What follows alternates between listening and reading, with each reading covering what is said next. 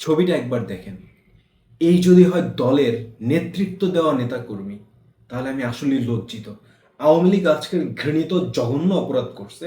একটা স্বাধীন দেশে কেউ সমাবেশ করতে গেছে, সেখানে হামলা করে মানুষকে মাইরা ফেলছে। 3 জন সমাবেশে নিহত এবং 9 জন গুলিবিদ্ধ হয় গোপালগঞ্জ জেনারেল হাসপাতালে গেছে। এদের মধ্যে কয়জন যে বাঁচে তা বলা যায় না। অনেকেরই অবস্থা আশঙ্কাজনক।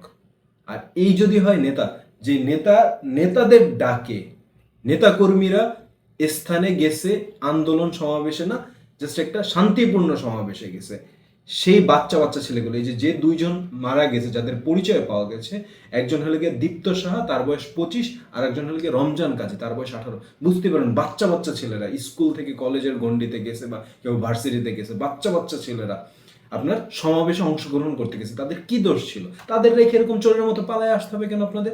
তাদের পারলে নিয়ে আসতেন। আপনাদের আজকের যদি মায়ের খায় আপনারা যদি এখানে শোয়া পড়তেন, তারপরে আপনার কর্মীদের নিয়ে আসতেন। আপনারা নেতা, নেতা মানে আমার কর্মীদের দায়িত্ব, জানমালের দায়িত্ব আমার ডাকে যদি একটা জায়গায় আসে, সেই জানমালের দায়িত্ব আমার, আমি নেতা, তাই না? আমি ডেকে নিয়ে আসছি তাদেরকে, তাদের রাইখে আমি আর্মির গালিতে পালায় আসলাম চোরের মতো। এটা কেমন হলো আপনার? আপনাদের নেতাদের কেউ কি গুলিবিদ্ধ হয়েছে? আপনাদের নেতাদের কেউ কি চরমভাবে আহত হয়েছে? কারা আহত হয়েছে? আপনাদের কর্মীরা আহত হয়েছে। সেই কর্মীদের বাঁচায় নিয়ে আসতে পারলেন না। আহত হইতেই পারে, ঠিক আছে, সংঘর্ষ হয়েছে, আহত হইতেই পারে, বাঁচায় তো নিয়ে আসতে পারলেন না। 3 জন তো মারা গেছে অলরেডি, আরো খবর কয়জনের আসে কে জানে। এটা কি হতে পারে একটা নেতৃত্ব? আপনাদের কাছে প্রশ্ন, আপনারা নেতা, আপনাদের কাছে প্রশ্ন।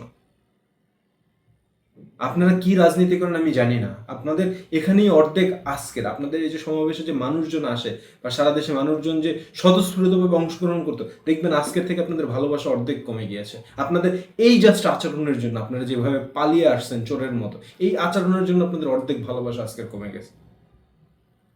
আশা করি এটা ক্লিয়ার করবেন এবং মানুষের সামনে আপনাদের বক্তব্য তুলে ধরবেন, কেন বা কি কারণে আপনারা এভাবে আসছেন। আপনাদের নেতাকর্মীদের ফালায় রেখে কেন বা কি কারণে আসছেন, এটা অবশ্যই আপনারা ক্লিয়ার করবেন, না হলে আপনাদের এই ভালোবাসা, এই শ্রদ্ধা, এই স্বতঃস্ফূর্ত আপনাদের ডাকে আর মানুষ আসবে না। যাই হোক, ভিডিওটা ভালো লাগলে পরের ভিডিও দেখার জন্য আমন্ত্রণ রইল। আল্লাহ হাফেজ।